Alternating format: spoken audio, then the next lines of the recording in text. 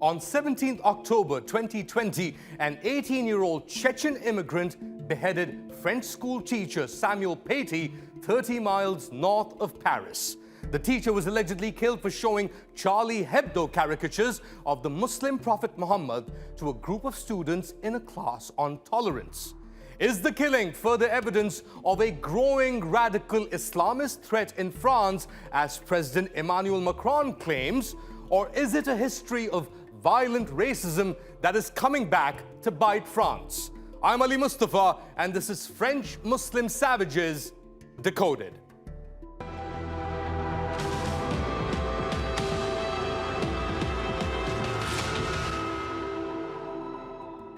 The word ensauvagement, or savage, has been a favorite dog whistle of France's far right for many years. It's been used to suggest the nation is turning savage.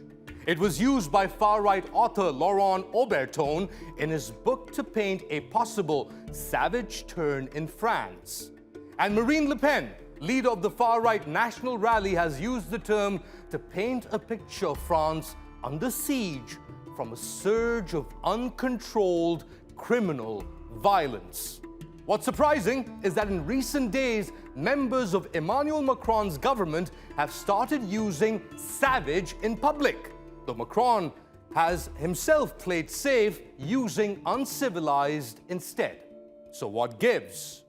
While Emmanuel Macron has been careful with his words, his party is peddling in hate, stoking fears of an Islamist-inspired insurrection in France, making suspects of 5 million Muslim French citizens in the process. So why would the government demonize religious beliefs of 9% of the French population? Well, Macron is playing politics by pandering to the growing influence of the French far right, which views Muslims and Africans as a greater threat than rapists, for example.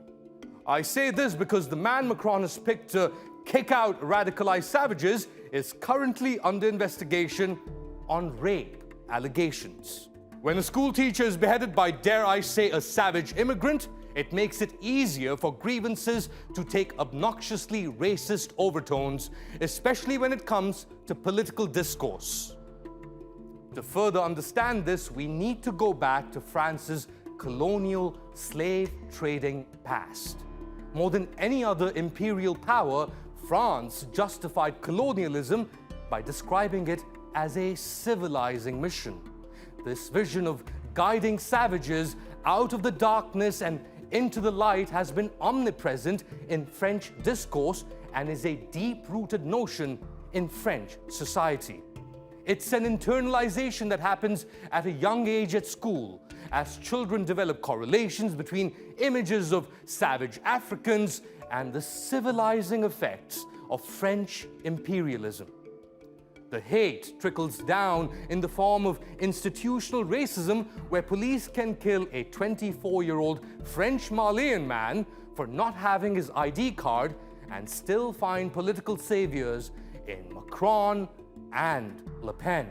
Between 2018 and 2019, attacks on Muslims increased by more than 50%, according to research. So perhaps the word savage is better used to describe the far-right fascism minorities are currently facing in France. Macron and his party came to power in 2017, promising reconciliation. But by using colonial-era racist language, his group is widening divisions by playing to certain crowds. The killing of a French school teacher by a deranged Chechen immigrant happened weeks after Emmanuel Macron declared Islam as a problematic religion. In equating Islam with violence, Macron alienated millions of law-abiding French citizens who identify as Muslims. Accusations of savagery do not change the facts for these millions of French Muslims and cannot hide their political victimization by those elected to safeguard all French citizens, regardless of faith. Tell me what you think on Twitter @Ali_Mustafa.